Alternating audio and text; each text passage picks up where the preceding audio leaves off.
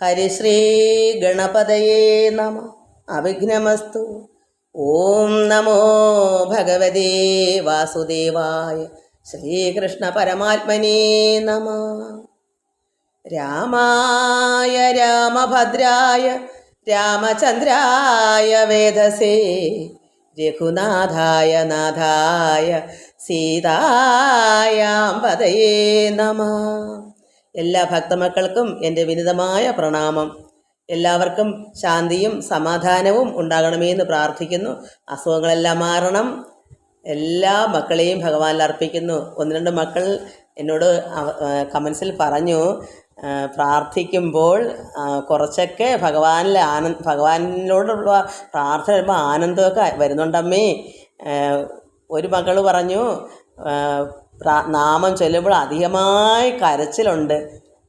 അത് എനിക്ക് ആനന്ദം ഉണ്ടാകണമെങ്കിൽ നമ്മൾ ആദ്യം എന്താ ഈ അധികമായ കരച്ചിൽ, ഗൽഗതം. കാരണം എന്താ, നമ്മുടെ ആരോ ആണ് ഭഗവാനുള്ള ചിന്ത അങ്ങോട്ട് വരും. നമ്മുടെ അച്ഛനും അമ്മയുടെ അടുത്ത് നമ്മളങ്ങനെ കരയാറില്ല. എന്നാൽ ഭക്തി അങ്ങേയറ്റം വരുമ്പോൾ നമ്മൾ ഭഗവാനോട് ഭയങ്കരമായിട്ട് നമുക്ക് ഗൽഗതവും വിങ്ങലും, എന്താ എനിക്ക് കിട്ടാത്ത, എന്താ തരാത്തത്, അത് ഹൃദയത്തിൽ ഇരിപ്പുണ്ട്. പക്ഷെ അത് പറയാനുള്ള ഒരു തെളിവ് വന്നില്ല. അതുകൊണ്ടാണ് കരഞ്ഞ് കരഞ്ഞ് തീർക്കുന്നത്. അതിൻ്റെ ഉള്ളിലിരിക്കുന്ന വേദന കൊണ്ടാണ് ആ കരയുന്നത്. അത് എനിക്കും മനസ്സിലായത് അനുഭവത്തിൽ കൂടെയാണ്. അതിനു മുമ്പ് എനിക്കും ഇങ്ങനെ കരച്ചിൽ എന്തിനാണെന്ന് എനിക്കും അറിയില്ലായിരുന്നു മക്കളെ. എന്താ നാമം ചൊല്ലുമ്പോൾ ഇത്രയും എനിക്ക് സങ്കടം വത്സലയാ അങ്ങനെ പറഞ്ഞത്. ആ സങ്കടമാണ് ഭഗവാനോടുള്ള സങ്കടം. എൻ്റെ ഭഗവാൻ, എനിക്ക് എന്താ ഭഗവാനെ, എനിക്ക് എന്തോ വേണമല്ലോ. അതിൻ്റെ വേദന നാമം ചൊല്ലുമ്പോൾ സഹിക്കാൻ മേത്തൊരു വേദനയാണ്. അത് അവസാനം അവർ ഒന്നൊന്നര പെടച്ചിലങ്ങ് പെടയും. കരഞ്ഞ് കരഞ്ഞ് കണ്ണുനീരൊഴുകി ധ്യാനിക്കാനിരിക്കുമ്പോൾ നമ്മൾ ഒരുപാട് പ്രകാശങ്ങളും ഭഗവാനെയൊക്കെ നമുക്ക് എങ്ങനെയൊക്കെ സ്നേഹം അനുസരിച്ച് നമുക്ക് ദർശിക്കാനും കഴിയും. എന്നാൽ പ്രത്യക്ഷമൊക്കെ ആവുന്നതൊക്കെ ചിലപ്പോൾ ഈ പെടച്ചിൽ വന്നതിന് ശേഷമായിരിക്കും. എനിക്കതിനുശേഷം അങ്ങനെ ആയത്.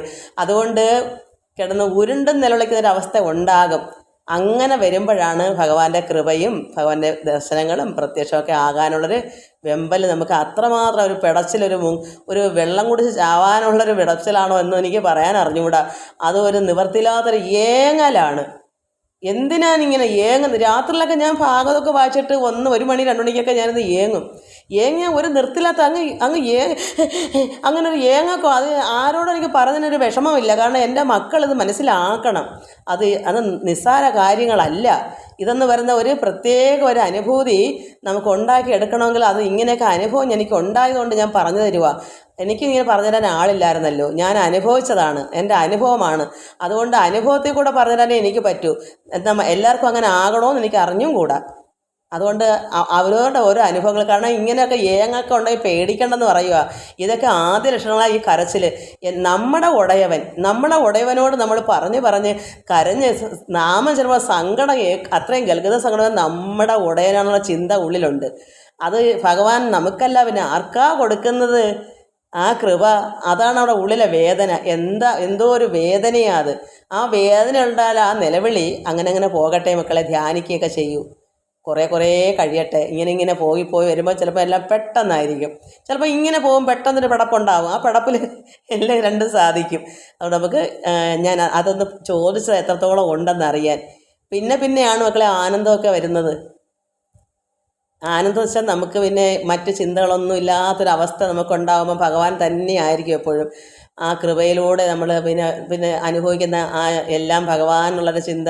വേറൊന്നും നമുക്ക് ഒന്നും ലോകചിന്തയിലായിട്ട് ഒന്നും തോന്നിക്കത്തില്ല. അതായിരിക്കും. എനിക്കും പറഞ്ഞുതരാമെന്നുള്ള അറിവൊന്നും അങ്ങനെ എനിക്ക് അറിയത്തില്ല. എനിക്ക് ഇങ്ങനെയുള്ള കാര്യങ്ങൾക്ക് അനുഭവങ്ങളെ എനിക്ക് പറഞ്ഞുതരാൻ പറ്റും. എനിക്ക് ആരും എന്നെ പഠിപ്പിക്കാനില്ലാഞ്ഞതുകൊണ്ട് നമുക്ക് ഇന്നലെ വായിച്ചതിൻ്റെ ബാക്കി വായിക്കാം. ഇന്നലെ നമുക്ക് എന്തോ പേരങ്ങ് മറന്നു. അഹല്യാദേവി, കൗസല്യെന്നും ഇല്ല വരണമെങ്കിൽ 2 പേരും മാറിപ്പോവും. അഹല്യാദേവി ആനന്ദമയനായ ഒരതിമായികൻ പൂർണ്ണൻ പ്രാർത്ഥിക്കുന്നതാണ്. നമ്മൾ കുറേ പ്രാർത്ഥിക്കുന്നില്ല. ബാക്കി ഇന്നലെ ഇവിടെ വേണ്ട.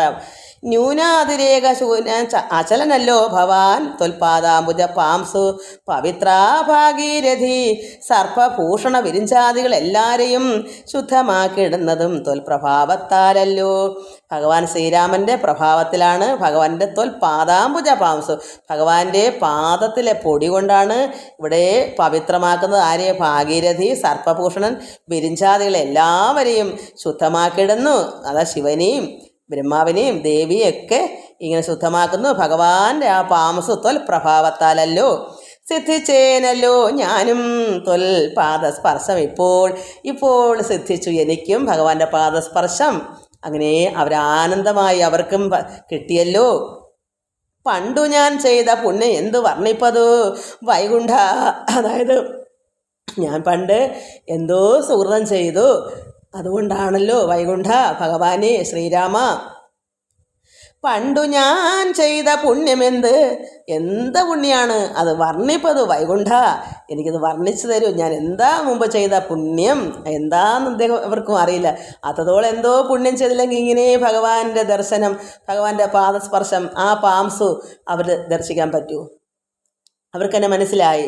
പണ്ടു ഞാൻ ചെയ്ത പുണ്യം എന്തു വർണ്ണിപ്പതു വൈകുണ്ഠ തൽകുണ്ഠാത്മനാം ദുർലഭമൂർത്തേ വിഷ്ണു. മർത്യനായി അവതരിച്ചൊരു പുരുഷം ദേവം ചിത്തമോഹനം രമണീയ ദേഹിനം രാമം. എന്നാലും ഭഗവാൻ ഇങ്ങനെയാണ്. മർത്യനായി അവതരിച്ചൊരു പുരുഷമാണ് ഭഗവാൻ ദേവൻ. എന്താ? ചിത്തമോഹനം, മനസ്സിന് അത്രമാത്രം മോഹനകരവും രമണീയമാകുന്ന ഭഗവാന്റെ ദേഹം അത്രമാത്രം ശോഭയാണ്. അത് ആനന്ദമായ, അത് കാണുമ്പോൾ നമുക്ക് ആനന്ദമാണ്. ഭഗവാന്റെ ആ രമണീയമായിരിക്കുന്ന ആ ദേഹിനം ശുദ്ധം അത്ഭുതം വീര്യം സുന്ദരം ധനുധരം തത്വം അദ്വയം സത്യസന്ധം ആദ്യന്തഹീനം. ആദ്യം അന്തമില്ലാത്ത ഭഗവാൻ. ആദ്യമാണോ? അല്ല. അന്തമാണോ? അല്ല. പിന്നെയോ ഉള്ളത് ആദിയും അന്തവുമല്ലാത്ത നിറഞ്ഞിരിക്കുന്ന പരബ്രഹ്മ വസ്തു. നിത്യം അവ്യയം ഭജിച്ചിടുന്നേൻ ഇനി നിത്യം, എപ്പോഴും നിത്യവും ഞാൻ ഭജിച്ചിടുന്നേൻ. കാരണം അവർക്ക് എന്തെന്നില്ലാത്ത ആനന്ദമായി. അവർ തപസ് ചെയ്തപ്പോൾ ഒരു സമയം ഇതുപോലൊരു ആനന്ദം ഉണ്ടാവുമോ? അത്രമാത്രം ഭഗവാനെ ആ പാംസു, ആ പ്രഭാവം ഒക്കെ അവർ ആസ്വദിച്ചെടുത്തില്ലേ? അതുകൊണ്ട് നിത്യവും അവ്യയം ഭജിച്ചിടുന്നേൻ ഇനി നിത്യം ഭക്തൈവ മറ്റാരെയും ഭജിച്ചിടുന്നേനില്ല.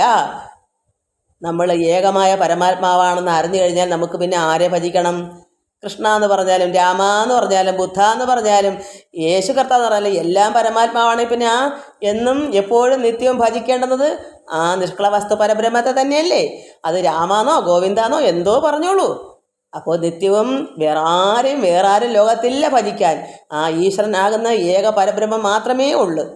പേരേതോ ആയിക്കൊള്ളട്ടെ, മനസ്സിൽ പരമാത്മാവല്ലാതെ മറ്റൊന്നും തന്നെ ഇല്ല. അതുകൊണ്ട് ഭക്തിയോ മറ്റാരെയും ഭജിച്ചിടുന്നതിനില്ല. യാതൊരു പാദാംബുജം ആരായുന്നതു വേദം. ഭഗവാന്റെ പാദാംബുജം എല്ലാവരും തിരയുന്നു. വേദമാണ്. ഭഗവാൻ അറിവാകുന്നു, ഈശ്വരനാകുന്നു.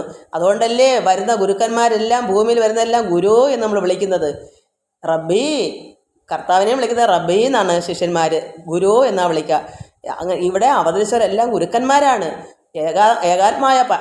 ഏകാത്മാവായ പരമാത്മാവിൻ്റെ അംശങ്ങളായി ഇവിടെ വരുന്ന നമ്മെ പഠിപ്പിക്കാനല്ലേ. നമ്മൾ വായി നോക്കി ഇരിക്കത്തില്ലേ? വല്ലതും അറിയാൻ പറ്റുമോ?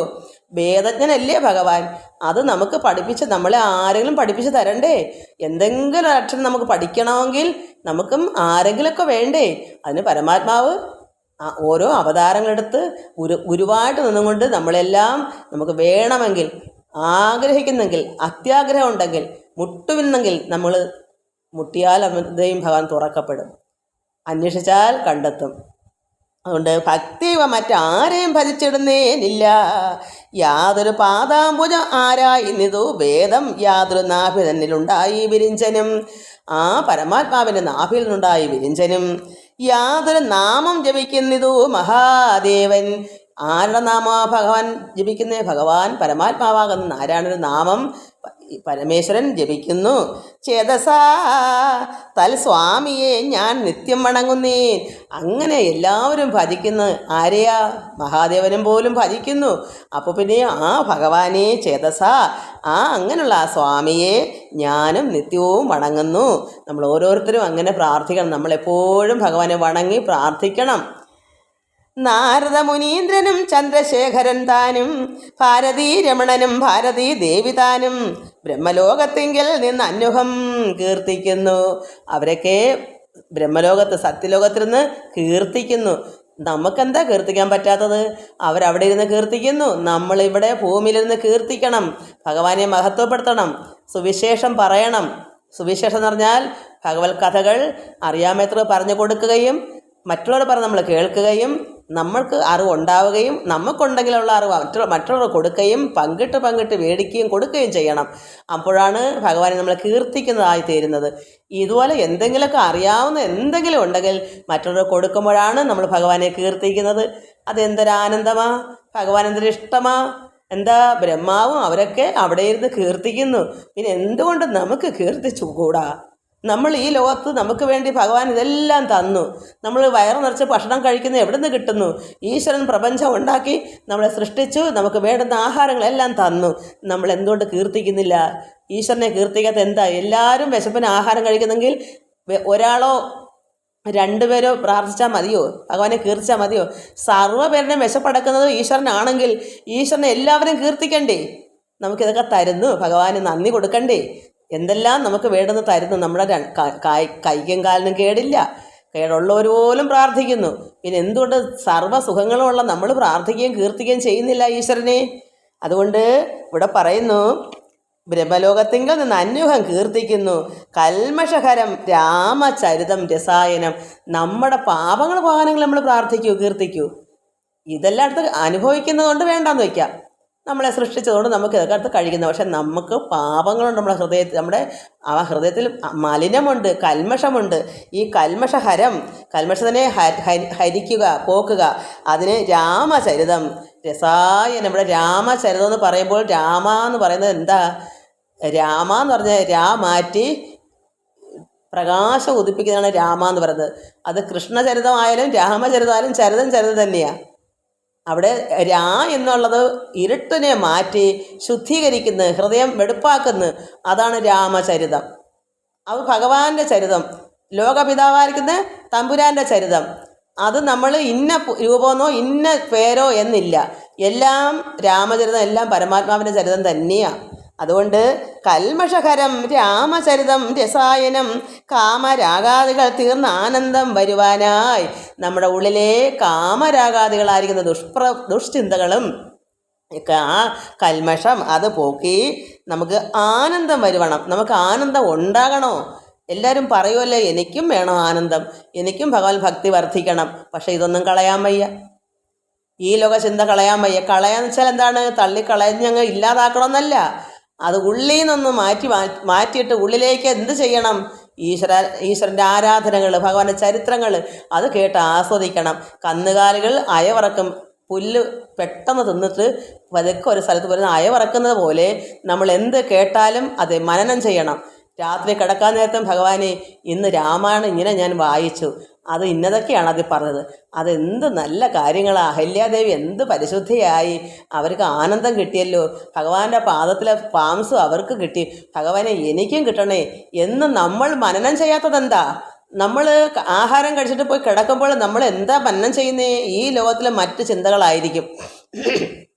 അതുകൊണ്ട് നമ്മൾ മനനം ചെയ്യാന്ന് വെച്ചാൽ കന്നുകാലികൾ അയവറക്കുന്നത് പോലെ നമ്മൾ അയവറക്കണം.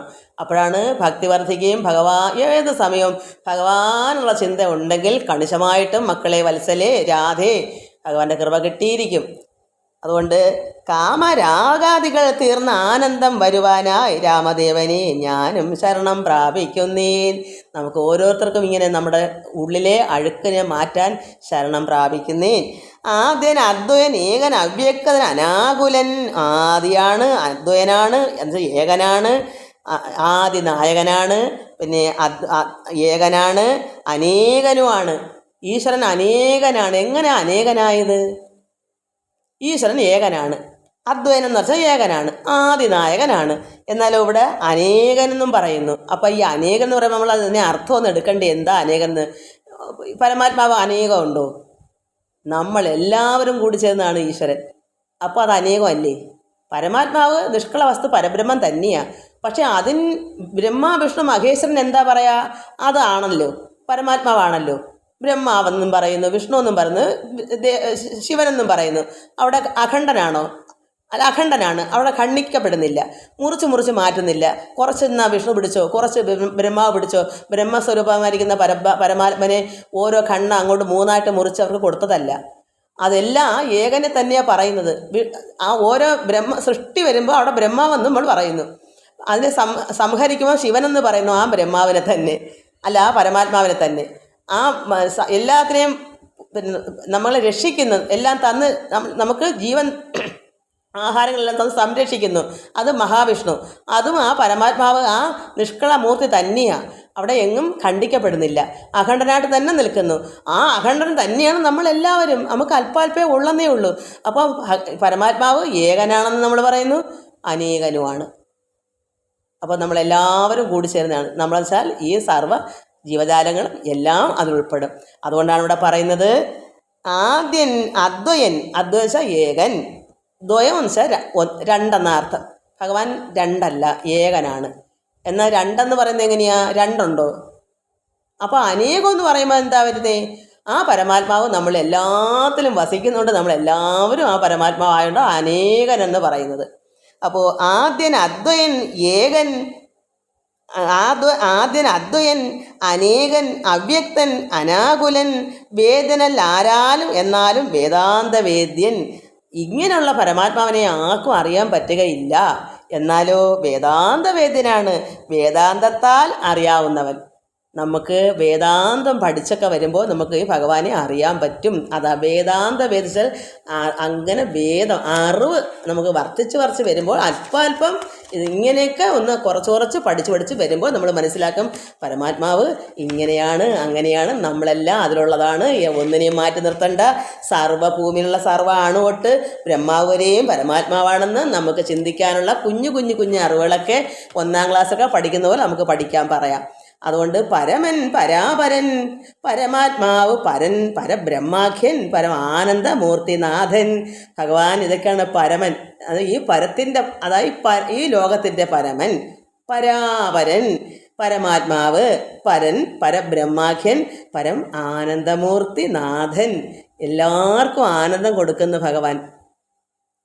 പുരുഷൻ, പുരാതനൻ, കേവല സ്വയം ജ്യോതി, സകല അചര ഗുരു, കാരുണ്യമൂർത്തി ഭഗവാൻ കാരുണ്യമൂർത്തി. പിന്നെയോ അചര ഗുരു, സർവത്തിനും ഗുരുവാണ്. ആർക്ക് വേണമെങ്കിലും ഭഗവാൻ ഗുരുവായി നിൽക്കും. ഇവിടെ അവതരിക്കുന്നു അതാണല്ലോ. നമുക്ക് വേണ്ടാത്തോണ്ടല്ലേ. നമുക്ക് അജ്ഞാനികൾ ആരെങ്കിലും ഒന്ന് പറഞ്ഞു കൊടുക്കാം എന്ന് കണ്ടാലോ, ഞങ്ങൾക്കിതൊന്നും വേണ്ട, ഇതൊന്നും എവിടെ നിന്ന് വരുന്നു എന്നുള്ള രീതിയിൽ ഒരു അവജ്ഞ കാണിച്ച് പോകുന്ന ഒരുപാട് പേരുണ്ട്. പിന്നെ അതായത് ദിവ്യന്മാരായ കുറച്ച് മക്കൾ കഴിഞ്ഞ ജന്മത്തെ സുഹൃതം കൊണ്ട് കുറേ പേരൊക്കെ ഇത് കേൾക്കുന്നു, അത്രയേ ഉള്ളൂ. ബാക്കി എല്ലാവരും പിന്നെ ഒരു ഗുരു വന്നിരിക്കുന്നു എന്ന് തള്ളിപ്പറയുന്ന ഒരുപാടുണ്ട്. അവർക്ക് ചെവിയുള്ളവൻ കേൾക്കട്ടെ എന്നാണല്ലോ കർത്താവ് പറയുന്നത്. ചെവിയില്ല അവർക്ക് കേൾക്കാൻ, അതുകൊണ്ടാണ് അവർക്ക് പറഞ്ഞിട്ടില്ല. അതുകൊണ്ട് സകല അചര ഗുരു കാരുണ്യമൂർത്തി.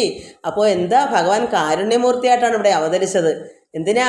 നമുക്ക് ആനന്ദം ഉണ്ടാവാൻ, നമുക്ക് പരമാത്മാവിനെ അറിഞ്ഞ് ആനന്ദത്തിൽ ആറാടി ഭഗവാനിൽ ചേർന്ന് രസിക്കാൻ. ആ രസായനം നമ്മൾ കുറേശ്ശെ കഴിക്കണം. കഷായം കുടിക്കുമ്പോൾ എങ്ങനെയാണ്?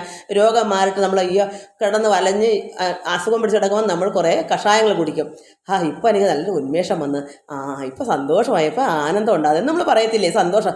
അതുപോലെ നമ്മൾ രസായനം കുടിക്കണം. പരമാത്മാവിൻ്റെ ശ്രീരാമ രസായനം, കൃഷ്ണചരിതത്തിൻ്റെ ചരിതമാകുന്ന രസായനം, അതൊക്കെ അങ്ങോട്ട് കുടിച്ച് വരുമ്പോൾ നമുക്കും പരമാനന്ദം ഉണ്ടാകും.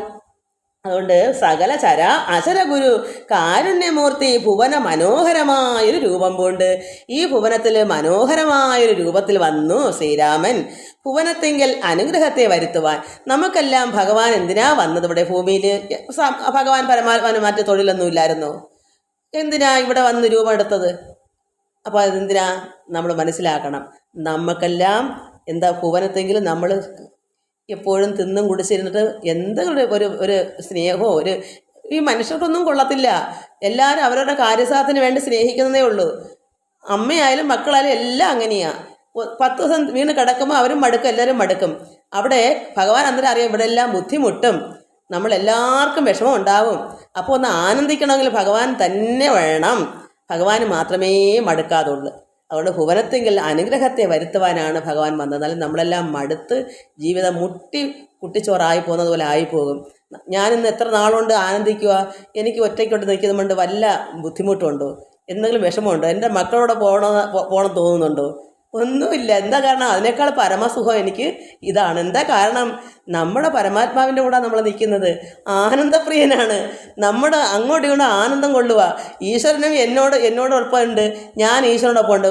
ഭഗവത്ഗീതയിൽ പറഞ്ഞ എന്താണ്? ഒരു ഭക്തൻ ഭഗവാനിലും ഭഗവാൻ ഭക്തനിലും. കർത്താവ് എന്താ പറയുന്നേ? യേശു തമ്പുരാൻ അത് പിതാവ് എന്നിലും. യേശു പറഞ്ഞു പിതാവ് എന്നിലും, അത് കർത്താവിലും, ഞാൻ പിതാവിലും. എന്നെ കൈക്കൊള്ളുന്നവൻ ഞാൻ വിട്ടവനെ കൈക്കൊള്ളുന്നു, എന്നെ കൈക്കൊള്ളുന്നവൻ എൻ്റെ പിതാവിനെ കൈക്കൊള്ളുന്നു.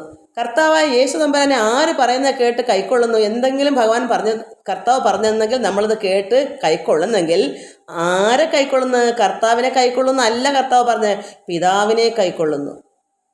നമ്മൾ കർത്താവിനെ ഇഷ്ടക്കേടായിട്ട് ഒരു കർത്താവ് വന്നിരിക്കുന്നതെന്ന് തൊങ്കരിച്ച് പറഞ്ഞാലുണ്ടല്ലേ, പിതാവിനെ തള്ളിപ്പറയുന്നു. മനസ്സിലാക്കണം, എപ്പോഴും അത് മനസ്സിലാക്കണം.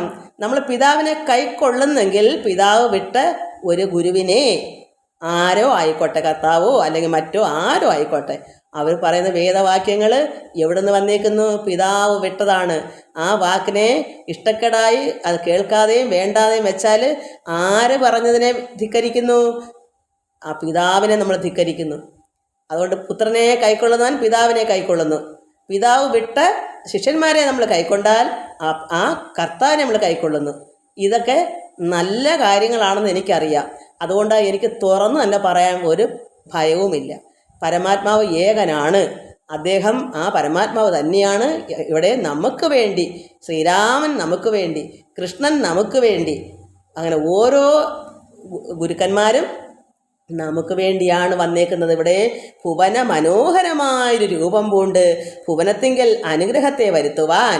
നമുക്ക് അനുഗ്രഹം ഇല്ലെങ്കിൽ നമ്മൾ കഷ്ടപ്പെട്ടു പോകും, നമ്മൾ ബുദ്ധിമുട്ടി പോകും. ഇന്ന് ഒരുപാട് പേർക്ക് മക്കളില്ല, മക്കൾക്ക് അമ്മയും അച്ഛനും ഇല്ല. എന്താ കാരണം? ഇനി അവർ ജീവിക്കണ്ടേ, കുഞ്ഞുങ്ങൾ ജീവിക്കണ്ടേ? ഈ വയനാട്ടിലെ ദുരന്തം കുഞ്ഞുങ്ങൾക്ക് രക്ഷാകർത്താക്കൾക്ക് മക്കളില്ല. ഇങ്ങനെ വരുമ്പോൾ അവരും ആനന്ദം കൊണ്ട് ഒരു ബുദ്ധിമുട്ടില്ലാതെ അവർക്കും ജീവിതം കിടക്കല്ലേ. അപ്പോൾ അവരും ഒന്ന് ആനന്ദിക്കണമെങ്കിൽ ഭഗവാനുണ്ട് ഇവിടെ. പക്ഷെ അത് അറിയണം. ഇങ്ങനെ വന്നിട്ടുണ്ട്, ഈശ്വരൻ ഇവിടെ ഭൂമിയിൽ അവതരിച്ചിട്ടുണ്ട്, ഗുരുക്കന്മാർ വന്നിട്ടുണ്ട്. അവിടെ പോയി ഭഗവാനോടൊക്കെ ചേർന്ന് നിന്ന് ആനന്ദം കൈക്കൊണ്ടെങ്കിൽ ഒരു വിഷമവും വരാതെ അങ്ങ് ജീവിച്ചു പോകും. അല്ലെങ്കിൽ ഉള്ള കാലവും തീ തിന്ന് തന്നെ കിടക്കും. മക്കളില്ലേ, അല്ലെങ്കിൽ കുഞ്ഞുങ്ങൾക്ക് അച്ഛനമ്മയില്ലേ, കുഞ്ഞുങ്ങൾക്ക് പിന്നെ അറിവ് വരുന്നതേ ഉള്ളൂ.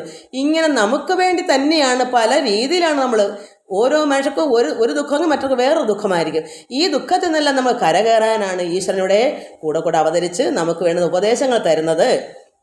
അതുകൊണ്ട് ഭുവന മനോഹരമായൊരു രൂപം പൂണ്ട് ഭുവനത്തിങ്കൽ അനുഗ്രഹത്തെ വരുത്തുവാൻ അങ്ങനെയുള്ള രാമചന്ദ്രനെ സദാകാലം തിങ്ങിന ഭക്തിയാ ഭജിച്ചിടുന്നതിന് മനസ്സിൽ ഞാൻ. ഇങ്ങനെ നമുക്ക് വേണ്ടി വന്ന ഭഗവാന് വേണ്ടി നമ്മൾ തിങ്ങിന ഭക്തി, നമ്മുടെ ഹൃദയം അങ്ങ് തിങ്ങണം. ആ ഭക്തി കൊണ്ട് അങ്ങ് തിങ്ങണം. തിങ്ങുമ്പോൾ എന്തുവരും? കരച്ചിൽ വരും, ഗൽഗതം വരും. ഇതൊക്കെ ആദ്യ പടികളാണ്. അങ്ങനെ എല്ലാം കൊണ്ട് നമ്മൾ എൻ്റെ ഭഗവാൻ എനിക്കാണ്, എൻ്റെ ഭഗവാനാണ് എന്ന് നമ്മൾ ചിന്തിക്കുകയും ആ എന്തോ നമ്മുടേതാണെന്നുള്ളൊരു ഉള്ളിലൊരു എന്താണ് പറയുന്ന ഒരു എന്താ പറയുക, അതിന് എന്താ വാക്കുകളൊന്നും എനിക്ക് അറിയത്തില്ല പറയാൻ, ഞാൻ പഠിച്ചിട്ടില്ലല്ലോ. അതുകൊണ്ട് നമ്മൾ നമ്മൾ ഗൽഗതം കൊണ്ട് തിങ്ങും, നമ്മൾ കരച്ചിലുകൊണ്ട് തിങ്ങും. അങ്ങനെ തിങ്ങിനെ ഭക്തിയാ ഭജിച്ചിടുന്നേൻ മനസ്സിൽ ഞാൻ. അഹല്യ ഇത് തന്നെ പറയുന്നത്. സ്വതന്ത്രൻ പരിപൂർണൻ ആനന്ദൻ ആത്മാരാമൻ അതന്ത്രൻ നിജമായ ഗുണബിംബിതനായി ത്രിഗുണം എടുത്തു. ഇത് സ്വതന്ത്രനായിരുന്ന ഭഗവാൻ സ്വതന്ത്രനായിരുന്നു. പക്ഷെ ഇവിടെ ഭൂമിയിൽ അവതരിക്കും സ്വതന്ത്രനാവൂ? നമ്മളോടൊക്കെ നമുക്ക് വേണ്ട തരാനായിട്ടല്ലേ വന്നപ്പോൾ കുറച്ച് നാളത്തെ ഈ സ്വതന്ത്രമൊക്കെ അങ്ങ് മാറിപ്പോകും. അപ്പം പരമാത്മാവ് സ്വതന്ത്രനാണ്, പരിപൂർണനാണ്, ആനന്ദൻ, ആത്മാരാമനാണ്. എന്നാലോ ത്രിഗുണങ്ങളെടുത്ത് ഗുണബിംബിതനായി ജഗതുത്ഭവസ്ഥിതി സംഹാരാദികൾ ചെയ്യുവാൻ. അങ്ങനെ ഇത് ഞാൻ വായിച്ചാണോ? ഇല്ല.